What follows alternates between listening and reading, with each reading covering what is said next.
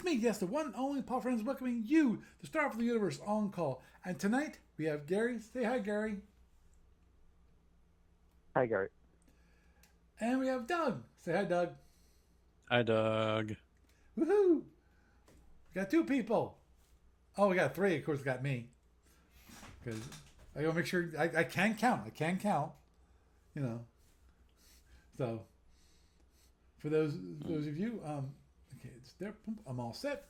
Just want to make sure that I'm watching my actual stream, because as most of you know by now, if you've been watching me long enough, you know I have my iPad over here just as my kind of stream manager. It tells me what exactly is being streamed, and that it's actually working. I know Doug had an issue where he wasn't seeing it, but I was seeing it, so which means I was seeing it. That's all that matters. Okay, on to the topic for this evening. But I was actually going to start with, where is it? I was reading something kind of interesting on the discussion board, and actually, Gary, you're involved. Which is, I read it, and I definitely, as I said, I thought it was kind of interesting, in that mine warfare for the Omegas. And one thing that obviously that I'm reading through this, and the one thing that struck me was metal hull Omega empires, and of course I totally forgot about the two organic empires, the Olanda and the Branthodons, and when it comes to laying down minefields, and because they basically, I mean, they're all their ships. They don't have metal hull ships. That's my understanding. They don't even have fighters, correct? Actually, I don't think. Okay, next that. I don't think Omegas actually had fighters. But I know they had gunboats, i.e. PFs. They're called gunboats. But Well, so okay, so that's somewhat adjacent to the Omega topic I actually wanted to talk with you tonight about, but I should note that both the Alunda and Branthodons, the way that they deal with fighters is that they have there's basically parasitic creatures that attach themselves naturally, so to speak, to the various creatures that they operate. So, like for example, the Alunda. So in the quote-unquote wild, the space whales have these remora-like parasites that like connect to, like, feed off them.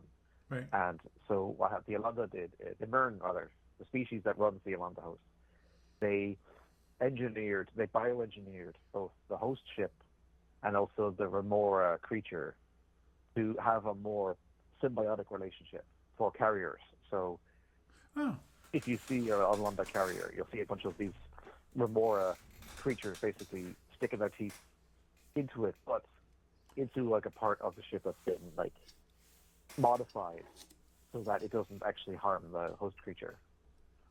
And similarly, the space dragons in the wild have these other kind of parasitic creatures. I guess they're called wyverns, and the Branthodons have been able to modify those to act as their fighters. oh, okay. So both the Alunda and the Branthodons do have organic, because actually I believe they have organic shuttles as well. So there's like yet another type of parasitic creature that basically serves, like two different types rather, that serve as their quote-unquote shuttlecraft. And they operate separately in terms of how they connect or land on the ship, so to speak, relative to how the fighters do. So there's a much bigger separation between a fighter bay and a shuttle bay on either of the organic ships. But for now, the Alunda they haven't yet been given a creature that's the size of a PF. I mean, I suppose technically it's possible.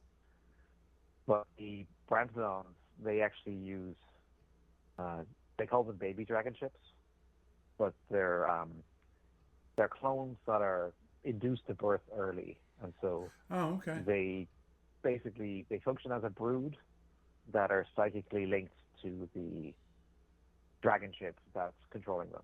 So Oh, okay. a bit morbid, but you know. Oh, agreed. Agreed. They're Brantodons. Because They're I'm not sorry. great. I think about Branthanon, and then using younger dragons, babies basically, and it's like that's a Uh-huh. bad thing, But They cloning, lobotomize their dragons too because the dragons have a strong natural intelligence, and so uh, they actually have to worry about them going rogue, which basically means that enough of their innate intelligence reawakens.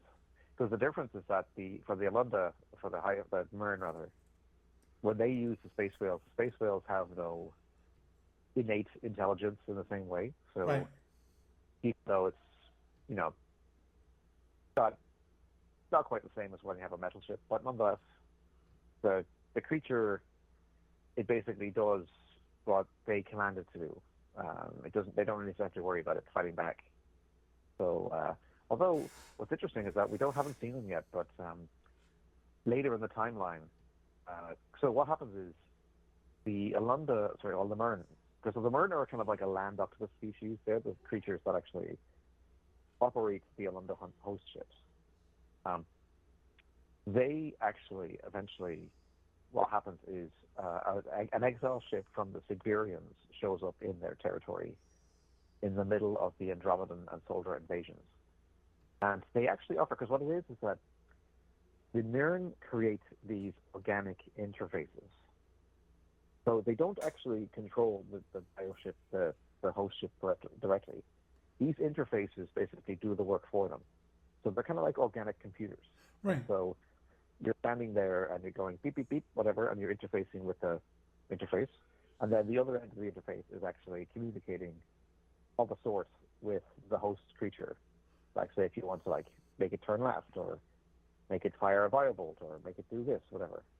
And so the Sigvarians actually offered that they would work together to use their viral intelligence to actually control those interfaces.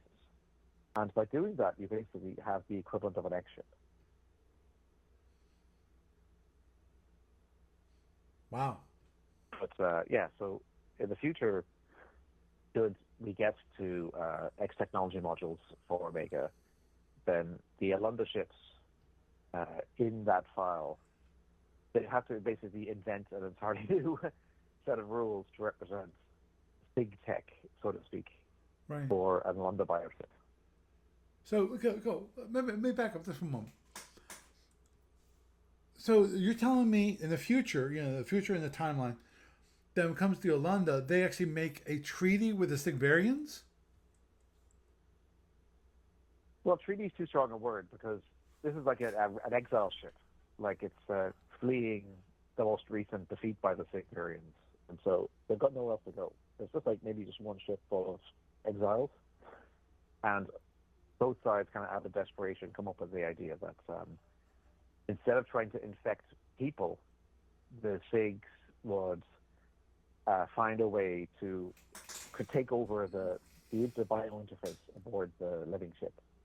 And so, in theory, the Mern would still be vaccinated, so they wouldn't themselves be taken over by the SIGs.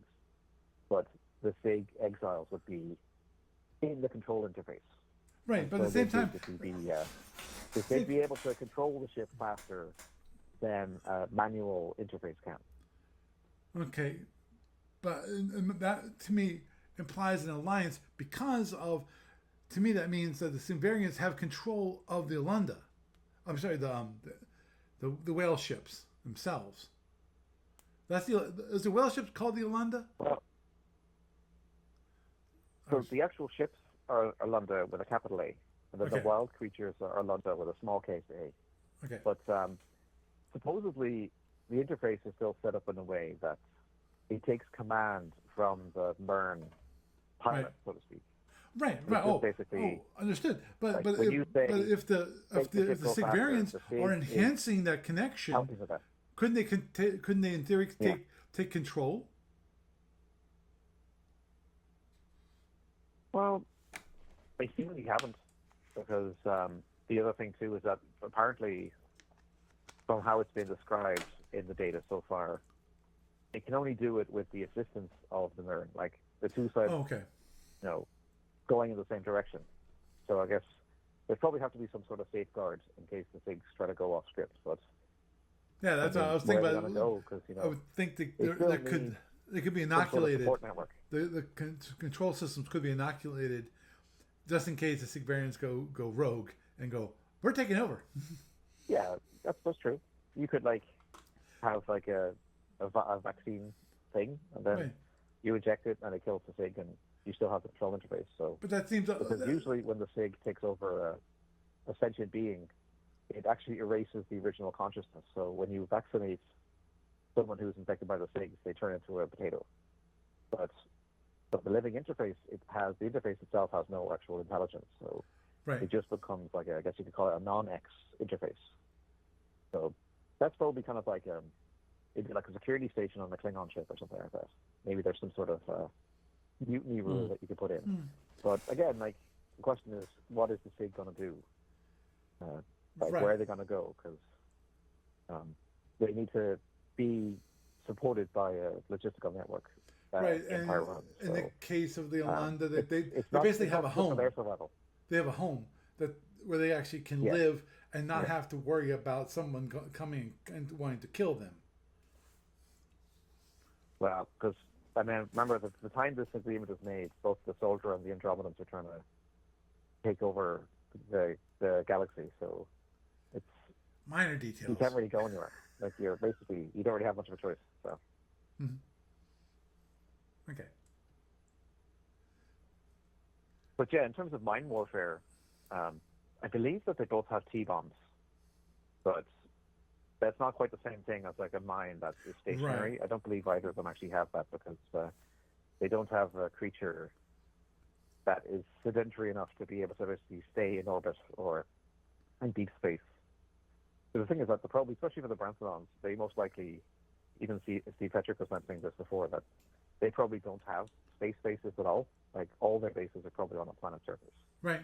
Because they don't have shielding even, and they don't have like a ship or a thing that you can stay still.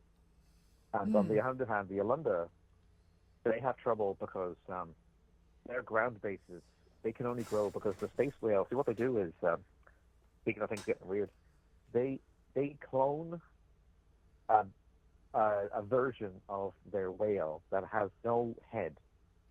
So it's basically like the body of the whale, but it can't really function separately at all. So, and what's worse is that the creatures are designed to work in space. So if you try to grow them in an atmosphere, they can only get so big. So you can only get about as big as like a planetary control base, so to speak. Right. So you basically would have to either... So they were talking about, like the SPC was talking about, like for example, the Brantodons, if they had a quote-unquote star base, it'd probably be a whole bunch of smaller bases networked together on the surface of a planet, maybe spread out over a continent or something. Right. But similarly, an Alunda base could be several smaller base, like, of these headless creatures, kind of like floating together. Which is that sounds so weird. And working as a de facto star base. Yeah. So neither of them are going to follow the regular Omega rulebook. So they're probably just not going to have mind warfare to worry about. So I guess it's just going to be one of those. It's part of a give and take when you use an organic empire. So right, understood. Yeah, as you pointed out, to me the biggest issue there is just the whole idea of bases for the organics, because as you stated there, the Brathonons probably, if they have bases, they're going to be on the planet, and they're not going to have any shielding at all, which makes things even more difficult for them. The only shielding is going to be kind of a quote unquote kind of natural shielding, whatever, of an atmosphere, and even that it's not really shielding at all. It can make some target modifiers for the weapons that are going to be they want to destroy of those bases. Um, to me, the Brathnons have a severe disadvantage when it comes to the idea of even expanding their empire, at all. And they're limited definitely to habitable systems, and the bases will have to be on planet.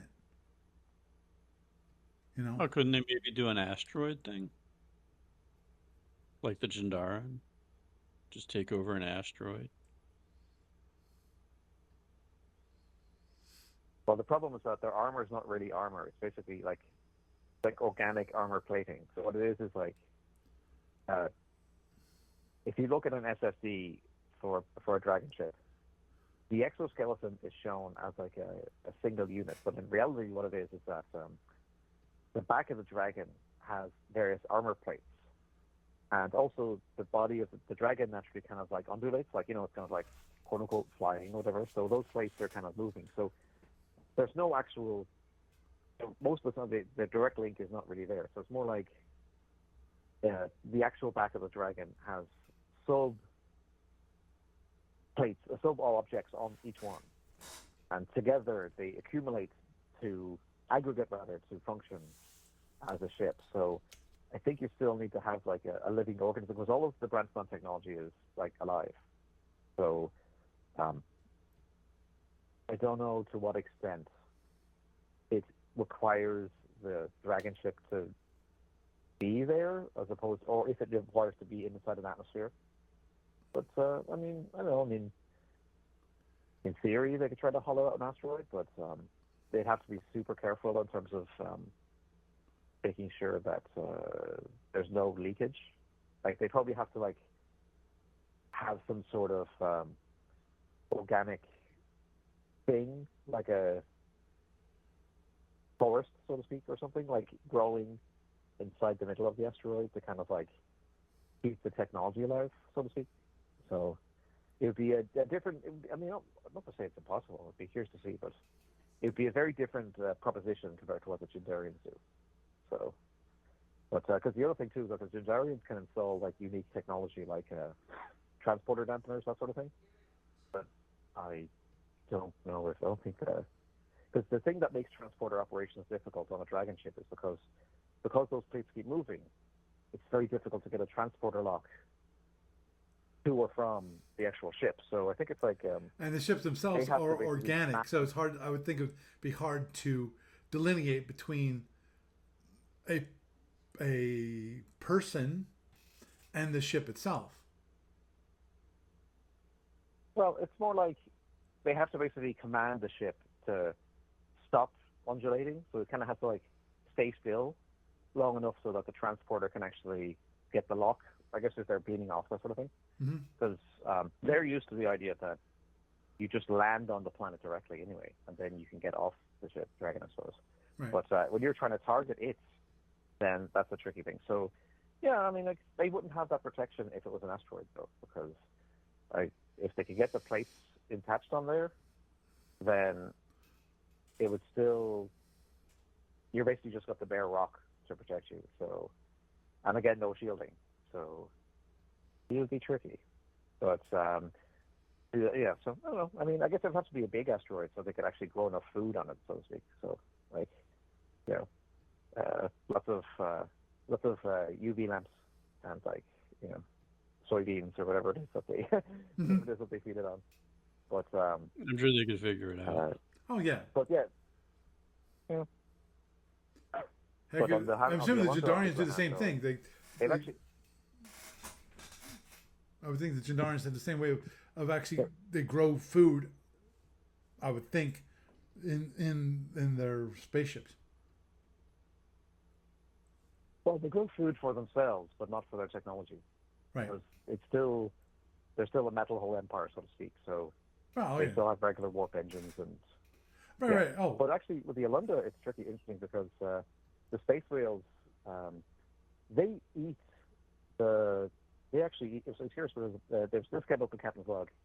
So the whale creatures, they actually eat the rare minerals that are used to make egg ships. Oh, jeez. So, yeah, it's basically before anyone knew what X technology was. it didn't matter because they basically, they were just kind of like these rare substances, whatever, that just happened to be in certain star systems or whatever, and then the whales would show up and consume those. But then once people knew what X technology was, then it's kind of like uh, you're looking for the same stuff, but you can't really use the space whales as sheepdogs unless you're the Mern, I suppose, because. But even for them, they don't need those X ships. But the problem is that it turned out that their home star system actually has one of the highest concentrations of those minerals in anywhere in known space, which is probably the reason why later in the timeline it gets conquered by a people called the Acheri dynasty. Now, we don't know what the Acheri ships are like, but if they're metal ships and they use X technology, then they'd have a real good reason to want to take over that star system. Yep. So, yeah, it's kind of like, it'd be a weird one in F&E terms because, like, you're eating your XPPs, but then if you lose, then whoever conquers you gets a boost in terms of building their X ships. So, very different to what you expect to see in Alpha. But in terms of the Branthonons, though, their space dragons just like they eat things like organic life forms and stuff, like I guess cows and people and stuff. So I guess you have to be able to farm, because that's the thing as well. The Branthonons have a big problem in that the bigger their ships are, the more planets they have to assign to be food planets, so that they can actually feed them. Right. Because you'd have to you almost do like a circle. Like say maybe you've got 5 planets and they're all agricultural worlds, and then your space dragon, or your dragon ship rather, can park only at one of them for like maybe a few months to a year at a time, and then it has to move on, and so that the planet goes fallow and can actually grow more food to be eaten again and so on. So that itself is basically a major impediment to, which is just as well because some of their bigger ships are really scary.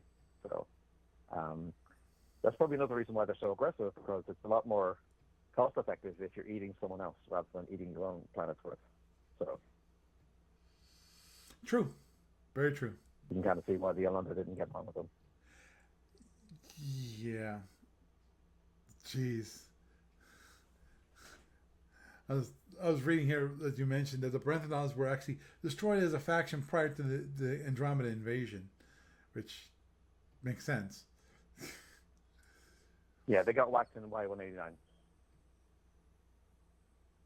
The question is, what happened to the dragons? Were they all killed, or I'm assuming that. So yeah, basically what it is that the dragon ships,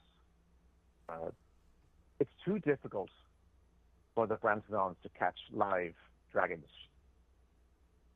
So they actually they captured one, like a smaller one, early on, and they've been cloning it ever since. Right. So basically, what happened is that at their home world, they had these cloning facilities, and that's basically what they used to create new dragon ships. So in theory, the long-term problem might have been the diminishing returns, because the more you clone something, the less viable the clone is long-term. So, but yeah, the Yolanda basically showed up in Y89 and completely whacked the home world and destroyed all the facilities. At that level of tech, they won't have a diminishing returns, because they could literally just have the genome stored and just reproduce the whole thing. Right. That's what I was thinking about, the same thing, because they should be able to clone the original dragon itself, and it's not like a photocopying issue, which is you're taking a copy of a copy of a copy of a copy, and sooner or later it turns basically black because of the process itself makes it kind of dimmer. So in that case, there shouldn't be an issue, because they should have the original copy, the original one, and then just copy that one. Well, actually, there's a story in Captain's Log 40 where they do raise that issue, because the story has they're attempting to capture a new alive dragon, because it's like the story set in like the early Y180s or something, because supposedly the scientists at the homeworld are actually starting to run into problems, because they're wearing out the original material, and so they're getting to the point where they didn't know how much longer that the cloning process would be viable. So, but I mean, it didn't matter in the long run because they were destroyed before it became an issue either way. But I mean, in theory, they could have, tried to find some other solution. But at this point, the only surviving dragon ships are, they're escapees, like trying to go to other parts of Omega.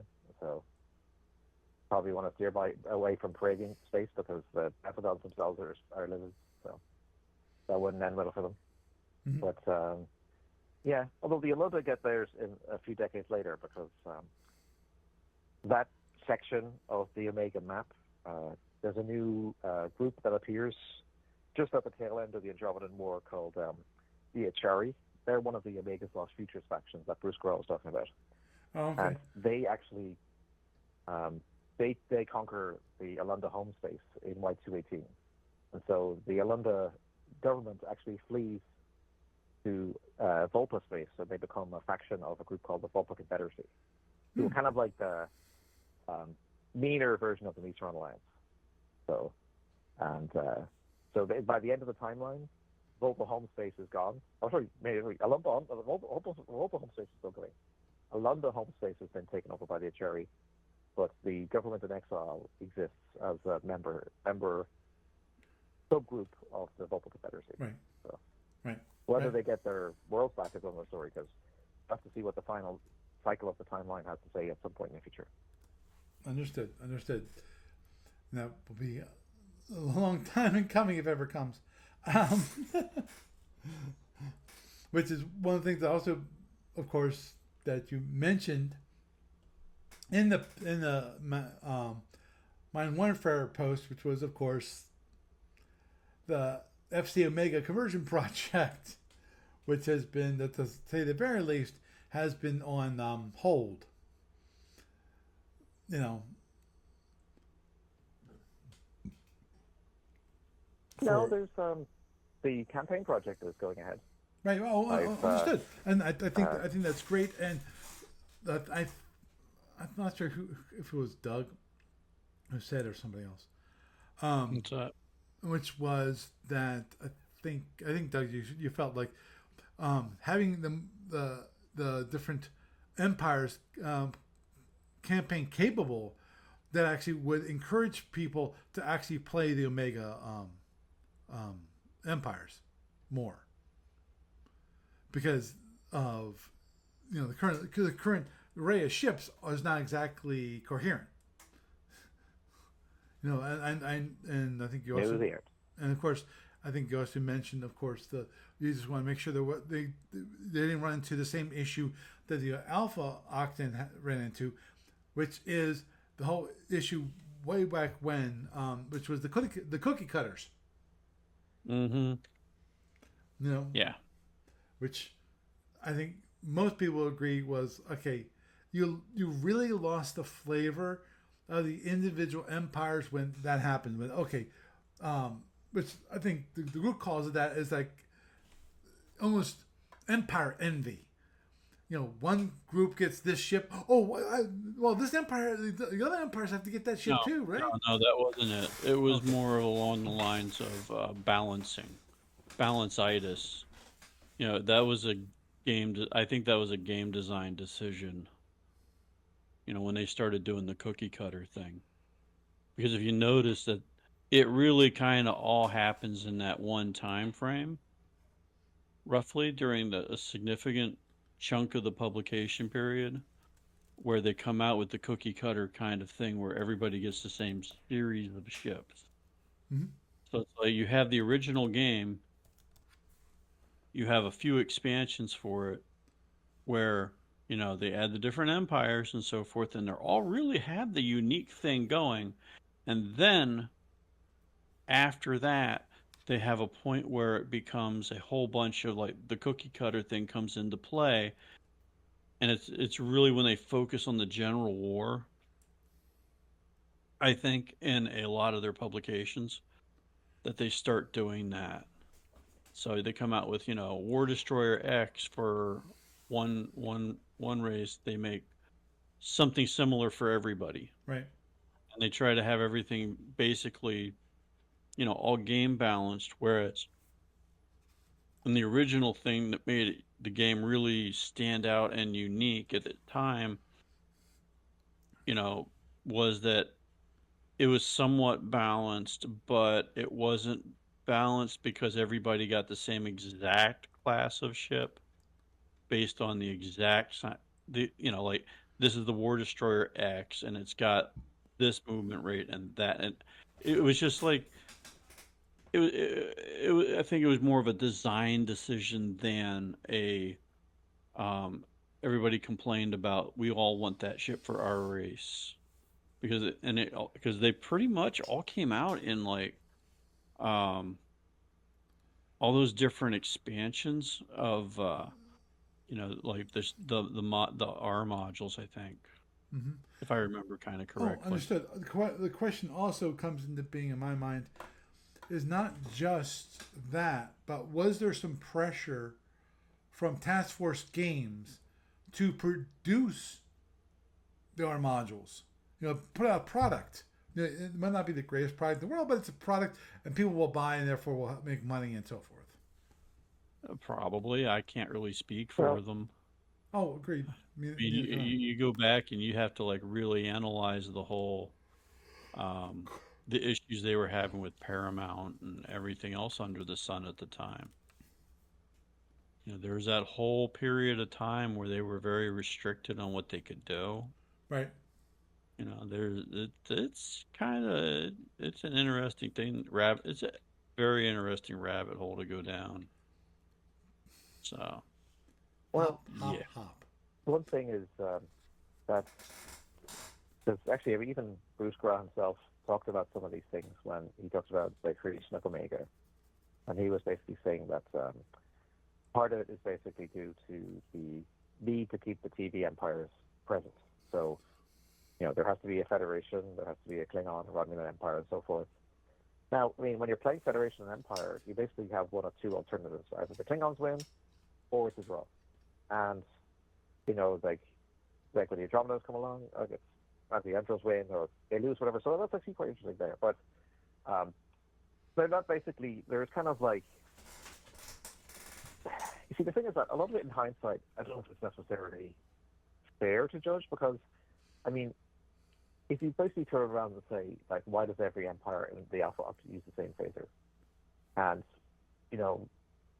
if you were designing SFB from scratch, then maybe you'd have 2 or 3 different phaser types, but then you'd have to figure out how to balance them, whatever. So, they probably would work differently in a historical campaign where you have things like electronic warfare and so on, but then they wouldn't necessarily work as well in a tournament. So, as Barry Kirk noticed. But there'd basically probably be a different approach taken with that sort of thing. But I think the other thing too is because it's basically you're playing for a draw for the most part in terms of the design. So it's only really the IFC, not counting the Andromedas, who of course have always been their own thing. But the IFC tend to have bigger and meaner ships than everyone else. But they're more expensive than everyone else as well. So Right. the other thing too is that in the historical timeline, they don't play in the general war. They wait until do their own pacification separately. Although that's one of the things that makes Module C6 so interesting because if you have the Praevians still around as a modern empire, they drag the IFC into the general war. And so you're basically doing things that are different that way. And also the quantum wave torpedo is fun. I mean, I think it's a lot more fun than some of the historical asphalt weapons. Like, hey, drones are my probably least favorite thing. Like, I just not excited about them like at all. And in hindsight, the other thing too is that I mean, like this just came up in there's a discussion about a guy who wants to have a variant of the Federation heavy cruiser where 2 of the photons are replaced with plasma X, and I'm like, Yeah. the problem is that no one knew the plasma carinate had not been invented as a rule when the first plasma variant fed came out. And if someone had a time machine and went back and said, hey, you know what, guys, this is a really cool thing that the Gorns are going to come up with called the carinate. And in the rules, it tells you can actually create a weapon that's the carinate only. So it doesn't bolt, it doesn't have a seeking plasma, it's literally just a carinate. You call it a PLC, that's what you mark on the SSD. Give that to the Federation. And then make it like, you basically, if you have a Federation ship on the Romulan front, you can give it drones or you give it these. Because if you think about it, that's what they did in Omega with the Federal Republic, because it's starting in Y181. You have an FRA ship, and you have a choice. You can either take Type B Tachyon missile bags, so you've got a seeking weapon, or you can still use the short-range cannon, which is kind of like a modified version of an ADD, but you pay energy points to fire it because it's more powerful. So you're getting one or the other. And both of them are, they're more useful for different types of opponents. Mm-hmm. And so that, I think, would be way more interesting, because you're not getting the Fed, oh, look, they've got drones, and they've got plasma torpedoes, and they've got photons. You'd be saying, here's the Federation, photons are the main armament, but hey, there's this cool carronade thing. It's only really useful against the Romulans, but okay, you pick something else on the Klingon front. And so I think that would have been an interesting way. But then, I don't know, see, a part of the issue as well is that you're right, basically, the middle years, like in alpha terms, the middle years last for 40 years. And it's a lot of where the interesting stuff happens in terms of the different ship design. But then, you're right, the General War came along and basically hijacked a lot of the ship developments. Right. But in Omega, that's not going to happen because, for one thing, the middle years in Omega last about 120 years or so, 140. And there's a lot of stuff that happens then. And even then, once you get further into the timeline, you add things like warp refits or war cruisers and stuff, they're going to look nothing like each other. Like, look at Module Omega 5. Like, if you look at the gunboats are basically probably the most advanced technology that we've seen for Omega. And they're not anything like each other because Bruce, he made a point of saying, because, see, one of the things, well, this is another thing in Alpha, is that the rules for fast patrol ships, they're straitjacketed by the fact that the engines that they have can only be a certain size. And so the ship that they're mounted on can only be a certain size. That's why a Conjectural Federation PF looks the same number of boxes as a Tholian PF or a IFC PF or whatever. Right. Like, you have a few differences in terms of what weapons you can launch. But by and large, they function the same way. They've got the same kind of warp booster packs and stuff. But in Omega, that's totally not the case. The volatile warp engines are purposely designed so that some empires will only have 4 PFs to a flotilla, but those PFs will be huge. And then the directs, on the other hand, they have 8 PFs to a flotilla, but they're basically the size of interceptors. So eventually they're not great shakes, but when you've got 8 of them, then suddenly that's a lot of hypercurrents. And so, there's some really cool stuff. I mean, I love the variety of PFs in the Omega Octans. And so that itself is basically a sign of how, even as more advanced technology comes along, not just counting X ships, but even like war cruisers and stuff, there's still plenty of room that's baked into the Omega setting to make sure that cookie cutter is going to be the last thing on your mind. Okay. At least I hope, because the key is to make sure that the Mesrons work and that they're viable and functional as an empire. And then, because they're the baseline, then everyone else can be dialed in an appropriate way so that they're each doing their own thing in a way that's not like any other empire. But at the same time, it's still functional. So trying to do 20 NFRs at a time is not going to happen. It shouldn't have happened in the first place. But getting one and working at it over and over and so that you get it right, and then moving on to the next one, I hope that in the long distant future, the future of ADB or whatever, people will be able to see these products and say, you know what, this works great. And it works.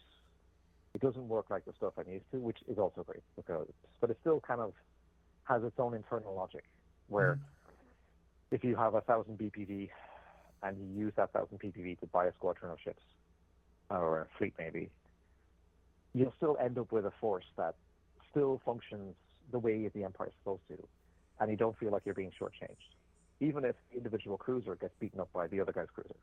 So, because that's, I think that's kind of closer to what Bruce had in mind, where they're not supposed to be, match for match, like class for class, but when you step back and take a look at the Empire as a whole, you can find a ways to make them competitive. But yeah, some of them lose, some of them do end up getting beaten in the timeline, or absorbed, or turned in a different direction, technologically speaking. So there's going to be winners and losers, but hopefully that can be done in a way that still, you still feel like you have a chance, even if tool set that you have is not the same that everyone else has. Right, right. And I think that's critical. That's not that they be balanced, but at the very least, you're not gonna have certain things that are just so off kilter that there's no way. If this empire ever faces one empire, because from the looks of it, when it comes to the map of the Omega Octant, they met up with a lot of different empires. They weren't really that truly isolated as with the Alpha Octant. And given that, they should be able to have put up a good fight. They don't have to be equal. They just have to be able to fight each other and not have it so it's just a complete slaughter. But that's actually what I tried to do, because in that thread, I don't know if I think you mentioned it before, but yeah, there's a thread that I posted on the BBS, and there's a lot of individual sub posts because it's too big a topic to post at once. But Steve Cole mentioned that there's like a list of 85 pages worth of SSDs. I could probably think of more now, but I posted about that in terms of basically trying to unpack, because one of the golden rules that ADB has noted is that they also have to replace, because the other thing too is for the 5 existing Omega modules, if they want to be offered as PDFs, they have to be totally redone, because the original files were lost in a computer crash. And even then, you have the question: are they going to be redone in the standard SFU format, which is something I personally prefer, or are they going to be redone back in Bruce's Omega format, which I wouldn't be quite so keen on, because I think it's a problem to sequester the development of Omega to people who only know how to use the software to make Bruce's SSDs. Like, if he had a time machine and went back and said, listen, Bruce, Federation Commander is going to exist in a few years. That's where the cool Omega ship cards can be. Let SFB have the bog standard Omega. I get the SSDs for Omega, so that you're not separating them from the other settings. But anyway, the thing is that one thing that ADB said is that when the 4 Omega modules, and then also an update to the 5th one, which was done by ADB themselves, the ships cannot be invalidated in terms of people who already own the SSDs. Right. They should not feel shortchanged if you update the SSD books and include things like warp refits. So, for example, the current Meteoron Heavy Cruiser is like a middle year ship. Basically, it's got 26 warp. So it's kind of like a middle year's Hydron Ranger or a Gazinti Strike Cruiser. And in theory, in WISE 173, there'd be a plus version of that Heavy Cruiser that basically gives you speed 30 warp. But it's going to have to be offered as a separate SSD, because it has to be sold as a new product, which is fine. Right. But just so that anyone knows, if they're getting the revised version of Module Omega 1, the version of the Meteoron Heavy Cruiser that has 26 warp is going to have 26 warp in there. So that's non-negotiable. Yeah. But it's okay. So that's what I did is I basically took a list of all the ships that exist in those 5 Omega modules, and B, the ships that are in Captain's Log, and C, a list of ships that should exist that would go into this new campaign module. And so, for example, one of the Captain's Logs has a playtest Meteoron Command Cruiser. Now, that Command Cruiser has never been formally published, so I basically think it's perfectly logical for it to have the warp refit offered as shade boxes on the SSD in this new product, because it's not invalidating anyone's current copy of the module. So I'm hoping that's actually going to be how it goes. But on the other hand, this new module is probably going to have some, but not all, of the current modules 1 to 5 Meteoron ships offered as separate quote-unquote plus SSDs that will have the warp refits on there. So that'll just be the way it is. So, but that's also fine, based on how things have been set up. But again, not every ship is going to get every refit, because some of the ships are just plain old weird. Like they're kind of Franken ships. They don't really have they can't really push the warp engines further than they are, in my view. Mm-hmm. And then other ones, they fall out of service before things like PFs come along, so they're never going to have a mechanically refit. So that's also just going to be the way it goes, because I mean, the Magellanic Cloud does the same thing. There's a number of the older ships that the Magellanic empires have. They just stop existing after the Andromedans invade, and so they don't historically get these refits, like for things like PFs. Or we don't need to bad if I get PFs anyway. So yeah, basically it's going to be that, and but yeah, so so what I did is that there's about, I want to say 12 to 13 of the pre-existing ships like that. There's a heavy cruiser, light cruiser, and so on. Mm-hmm. Those will likely get warp refit SSDs. Then you've also got things like the command cruiser I mentioned. That would, in my view at least, that's probably going to get a new SSD that would have the refit option, so that you, the player, can just cross out the shaded boxes if you don't want them, or leave them on if you want to use the refitted version of the ship. But again, even with the refit, that ship is first entered service in like, I want to say Y55, and the warp refit happens in Y173. So that's 80 years that you have of lots of ups and downs for Metrons, where you can fight the Middle Years version of that ship, and it'll be perfectly fine historically. So by no means should anyone feel obligated to rush to the most advanced version of the ship, unless you want to fight the Andromedans, I suppose. So yeah, and beyond that, then there's basically new things, because compared to Alpha, the newer technology kind of staggers its way in. So like in Alpha, you're used to the idea that war cruisers start showing up at around the late Y160s or early Y170 or something. And then suddenly there's a whole swathe of them all across the Alpha Octant. Right. But in Omega, it's not going to be the same story, because the first ones historically show up in Y187. And it's only the Metrons and the Federal Republic that start with them. And some of their enemies are not going to get them in time, at least not before the Andromedans show up. So they're going to have to, it's the same as with the current PF rules, they're going to have to wait. And that's okay, because, if a new technology gives you an advantage in a conflict, that's the Omega way. If you fall behind, then you pay for it. So, but you don't necessarily mean you get destroyed, but it just means that maybe you'll lose some territory, and you'll have to think about trying to get it back in the future. And that's the soldier show up and suck the life out of all your planets. So yeah, basically there's things, though, on this list you'll see things like war cruisers and war destroyers and so on. And I even came up with the idea of how they might look on the SSD, because are you familiar with the Metron SSD? Do you have a sample there somewhere you can show people? Well, which one? Well, do you have the Metron Heavy Cruiser in the client? Yeah. Yeah, I can bring that Now, up. okay. All right. Now, when you bring it up, one thing that you'll notice is that this actually was a Shapeways thing too. So if you want to bring up the Shapeways, of course, Shapeways doesn't exist. Exactly. There's a page I have. Yeah, Shapeways 2.0 is not really set up for the stuff anymore. But I still have a thread on the Fed Commander forum where I've actually posted pictures of some of the Metron Shapeways 1.0's minis I got, and you can actually see Matt Lawson actually did a really good job in terms of designing them to match how the SSDs work, because most Metron ships have, they call it a floating firing platform. So it's basically on the SSD, it's kind of like the thing you see, like the square you see on the back, and it's got these like wings sticking out the side.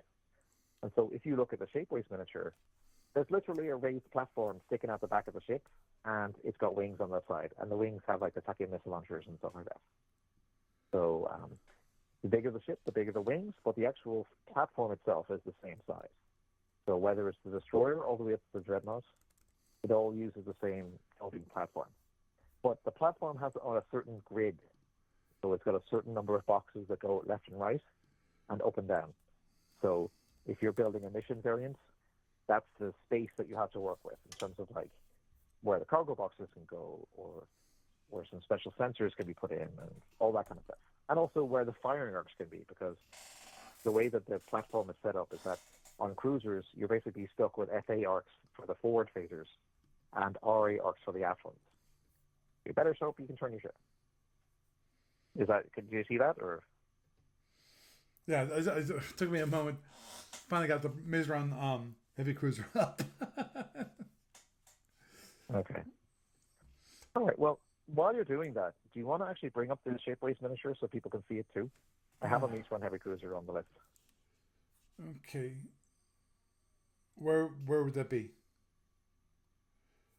So go to the FedCom forum. Right. Go to scroll down FedCom. to where it says FedCom. miniatures. Okay. I forgot. Federation Yeah, I know that one. Commander.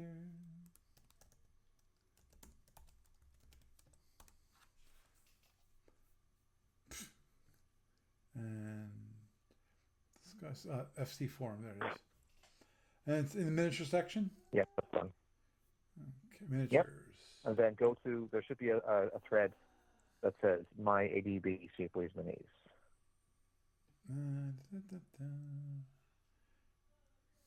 My ADB Shapeways Minis. There it is. Image heavy. Yeah, that's right. So if you scroll down a bit, you'll see my not entirely great attempts to paint some of these. But yeah, you can see first or second page down, you'll see a couple of the Mizran ships. Mm-hmm. Yeah, some of them, each picture shows it unpainted. Right. That's in the, I guess what they used to call smooth fine detail plastic. And then you can actually see a bit of what it looks like when you paint it up. Mm-hmm. So yeah, that platform in the middle, that's basically a common feature for most of the current crop of Mizran ships. That's a kind of a good way to distinguish it's a Mizran. Oh, okay.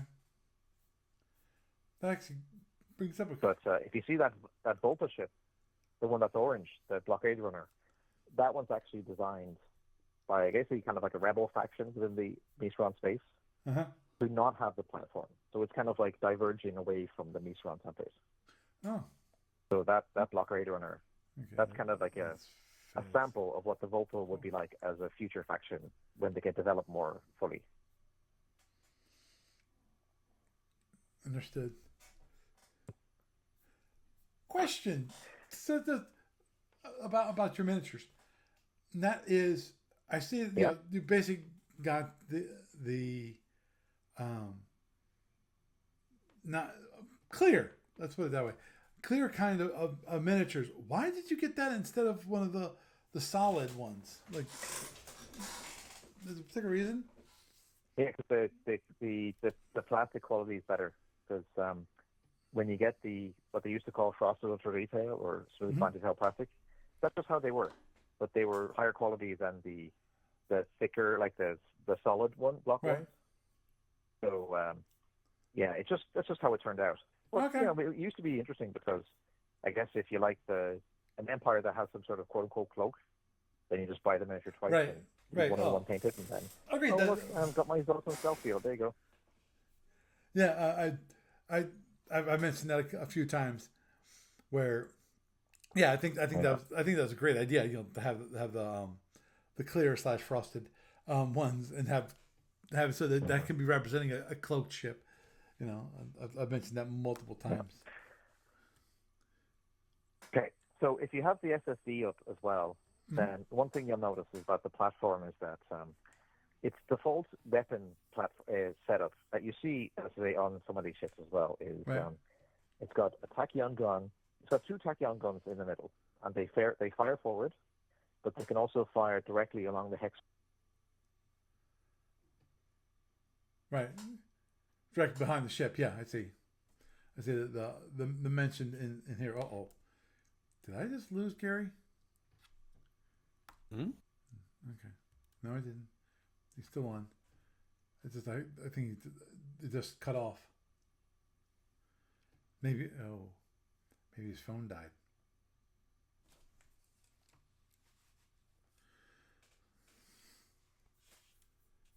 But that makes sense when it comes to the tachyon guns, that they can fire directly behind it. Because when you see that, go over here, and you go to the right here, which is the miniature, you can see right here, that's the tachyon gun, and they have a clear shot behind him, which is makes things interesting. I totally forgot about that special arc of the Maceron tachyon guns,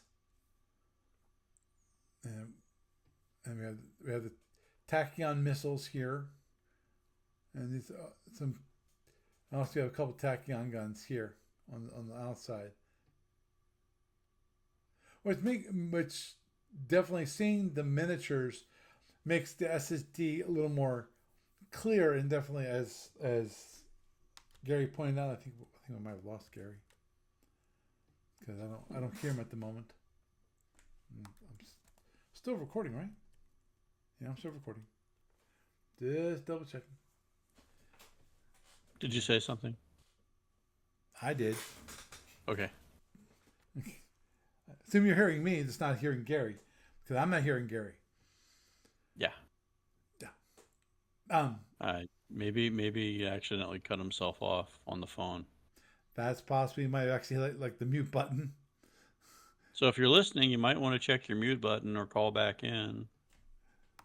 Yep. Okay. So. But yeah, seeing the actual miniature makes more sense about this whole thing, and that the design. Excuse me. Mm-hmm. Okay. I had to sneeze there for a moment. I forgot. Gesundheit. Thank you. I assume people didn't want to hear me record that. Yep. Gary left the meeting, and hopefully he'll be back. But anyway, and let's see if I can bring up another piece here. Da-da-da. Let's bring up the light cruiser. There it is. And that's a little more rounded. You can see here. Still has basically the same setup, which is weapons up front, and then in this kind of, I don't know, kind of bar at the back of the ship. I guess that's the way I can describe it. It's not exactly a great description. Hey Gary, you're back. Gary?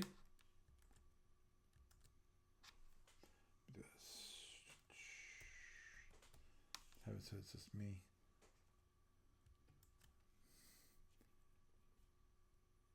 Okay. Okay. Let me do one thing. Shouldn't have a problem. Let me just show this.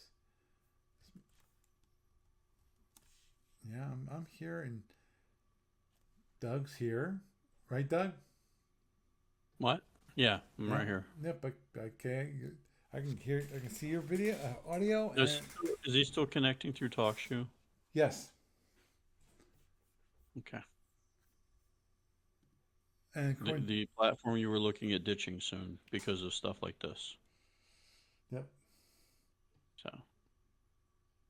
Yeah. Well. Discord sounds pretty good tonight because of Doug got a new microphone, and it definitely is better when it comes to that. Hopefully, my melodious voice has always been good because I had this. I forget what this is. Yeah, the Blue Yeti. I replaced my other microphone. I'm not sure if I'd have to check up there because the box is up there. Should have my old I think it's SM01 microphone, which is pretty good. I just decided to get this one, but I forget why. I guess I was looking for a better microphone, and it was also USB. You know, I think I'm not sure if Gary's going to come back. He came back for a moment, and Maybe he's having trouble connecting. well, my guess he's not have. Okay, he's back. Okay, let's try. Gary, can you try to talk? Cause okay, still don't hear you.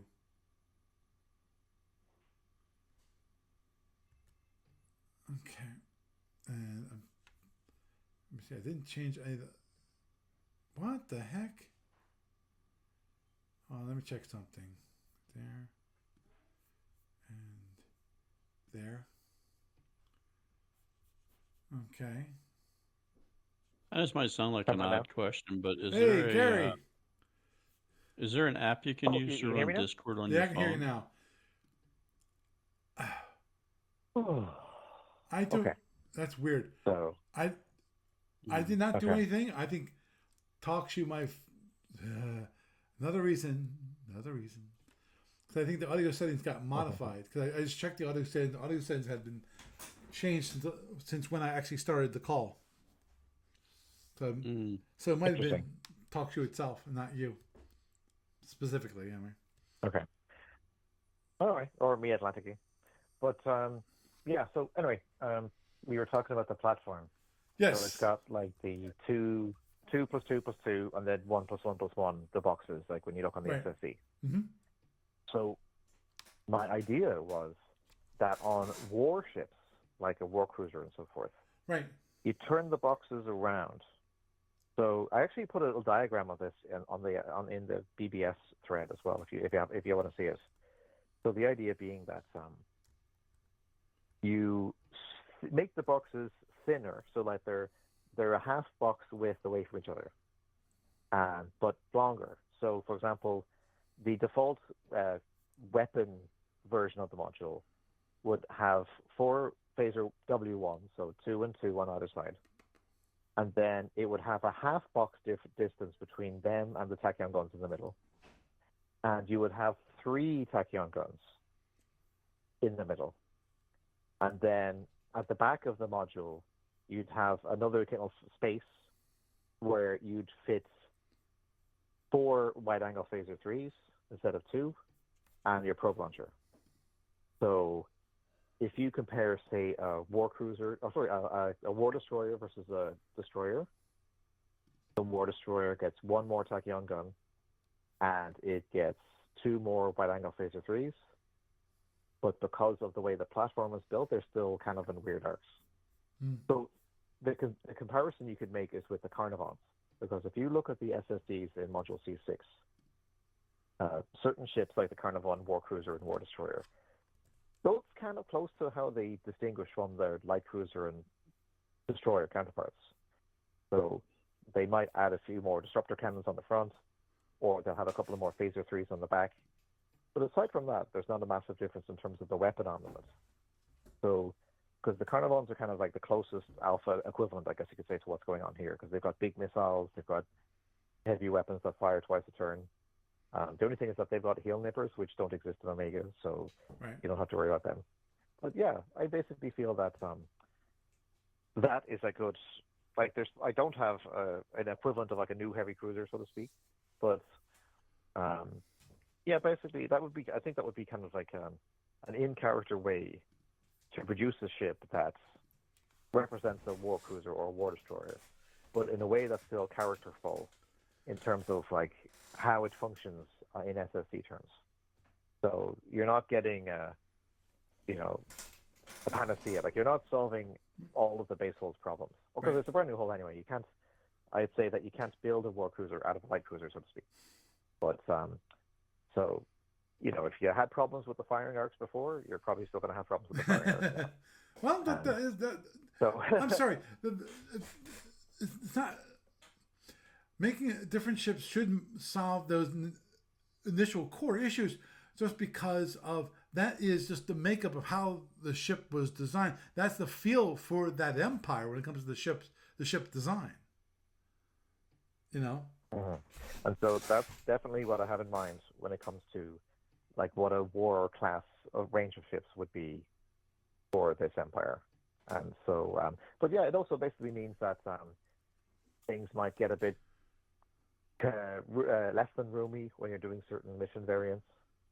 And so, yeah, in the long term, you'd have another thing too. But the other thing as well is there's a lot of other unit types that you need, things like bases and fleet transports and other kind of stuff like that, whatever. Right. Minesweepers and transports and so on.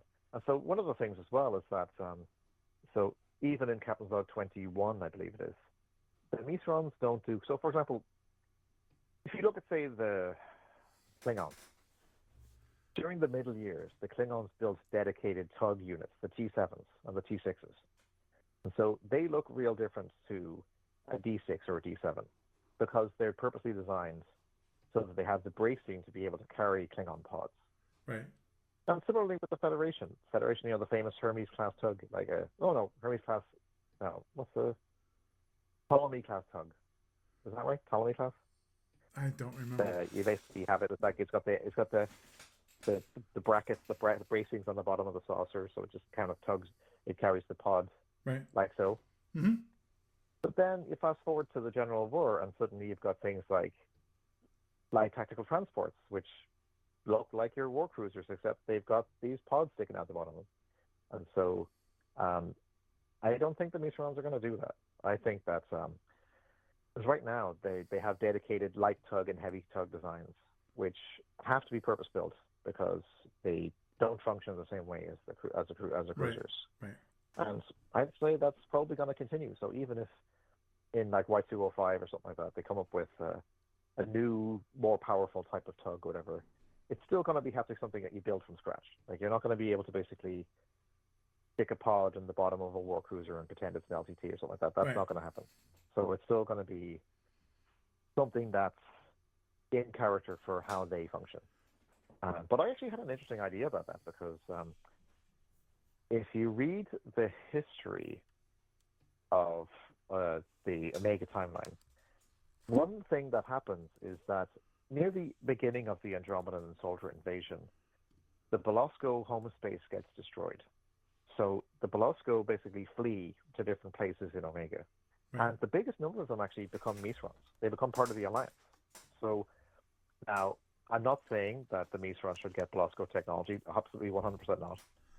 But I think if you're sticking with Misron, the building blocks of Misron technology, you could certainly be inspired by what a Belosko ship looks like in terms of how you shape it. Because, I mean, their tug kind of, it looks like a crappier version of a Belosko ship already.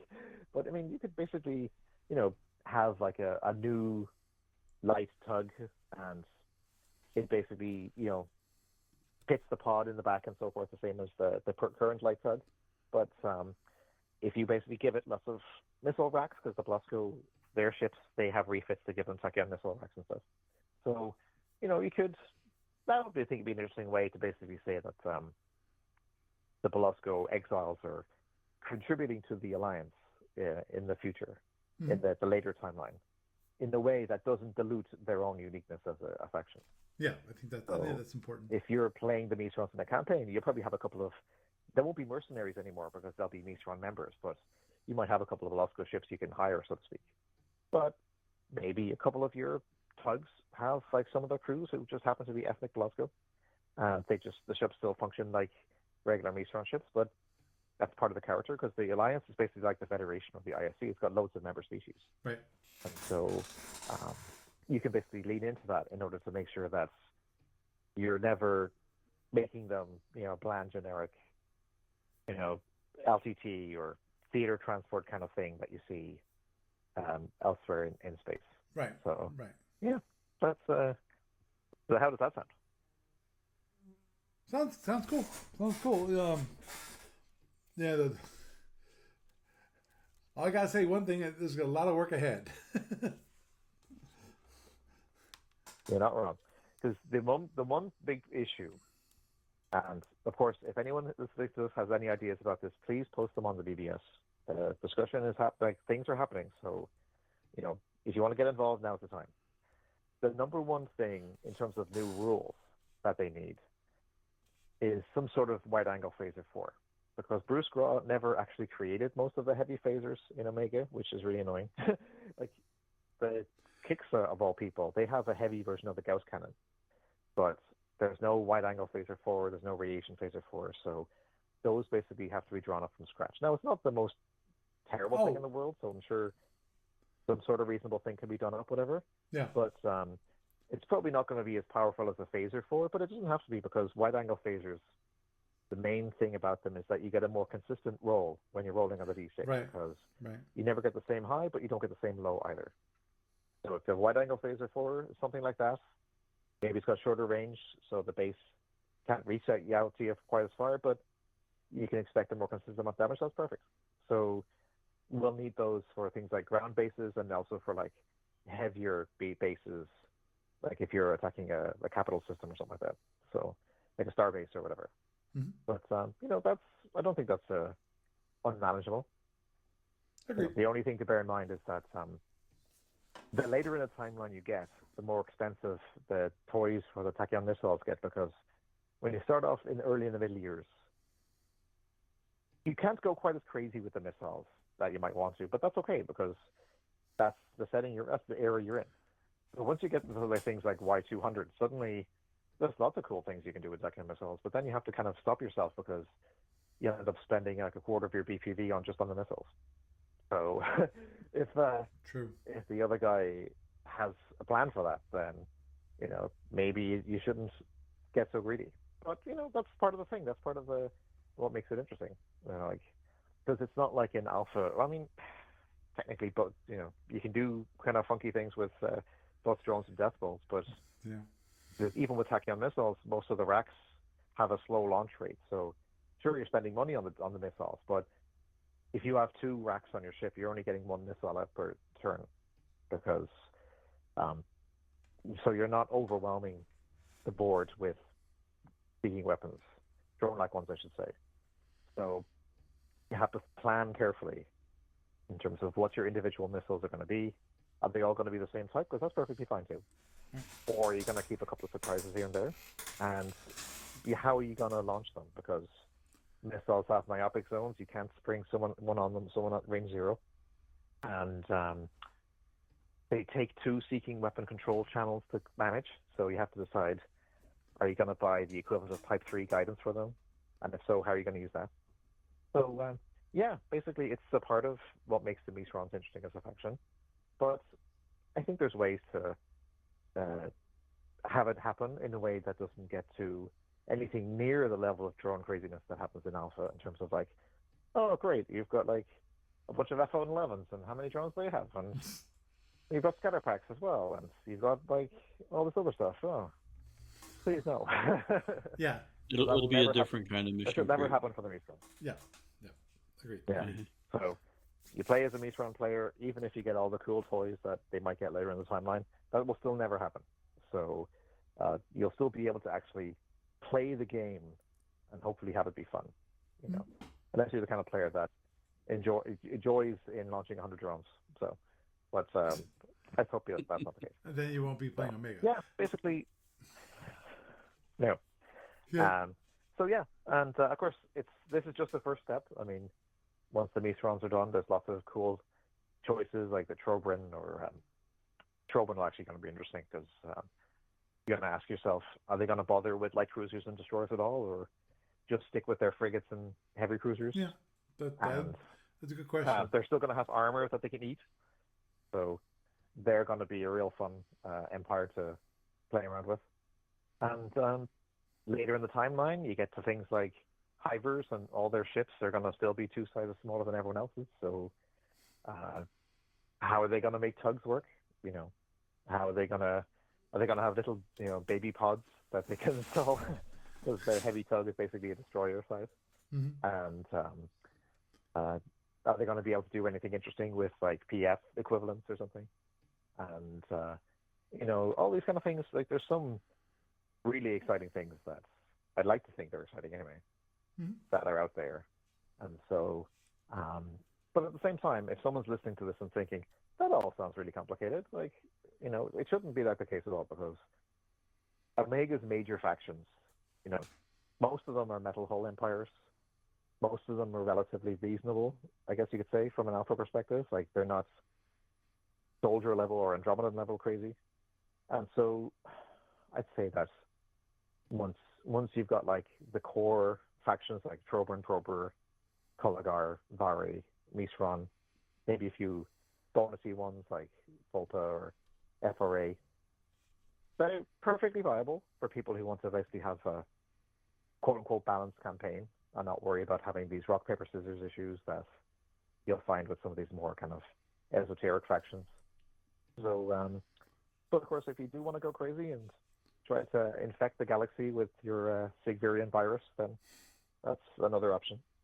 So, yeah, basically, I hope that this all sounds promising. And of course, to say the 1500th time, please don't sit on the sidelines. If you have any thoughts, pop into the chat or to the BBS and, add your thoughts, and hopefully it'll make for a more successful product going forward. Agreed. Well, with that, we need to wrap up because it is getting damn late, and I need to get my ass to bed. So, Gary, it's always a pleasure having you around. You have a good night.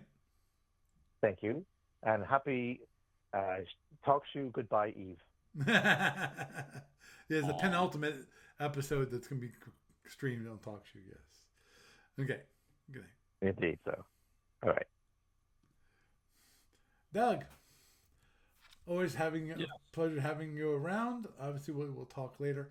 But anything you want to mention before? Yeah, Gamers is coming up in a few weeks. We're literally about 6 weeks away now? 5-6 weeks away. Yeah, it's so yeah, coming it quickly. is that close, and it's like I have not been updating the events page because of life situation at the moment, but hopefully I'll get around to that fairly soon. But yeah, registration is open. It's been open for a while, as far as I recall. I might want to double check that later, but yeah, there's that. So maybe if I can get settled down in the next week to something that is resembling less of a chaos situation, maybe might have a scenario for you to play test at the convention. So yeah, I have that one I was telling you about just bouncing around in my head, but it's like, yeah, you just have to sit down and type the whole thing out, basically. Understood. Get it prepped for you. Okay. So, bundle of joy. Sorry, not. That's fine. Yeah, Gamers about 6 weeks away. Labor Day weekend, Saturday, Sunday, Monday. That's pretty much it right here in Harrisburg. Yep. Okay. Well, you have a good night. Thanks, you too. Thanks for having me on. No problem. So, had a nice little discussion about Omega and going forward with getting them campaign compatible, and some of the work that has been done, and as if it wasn't obvious, a lot more to go. So with that, I am Paul Franz, and I bid you a good night.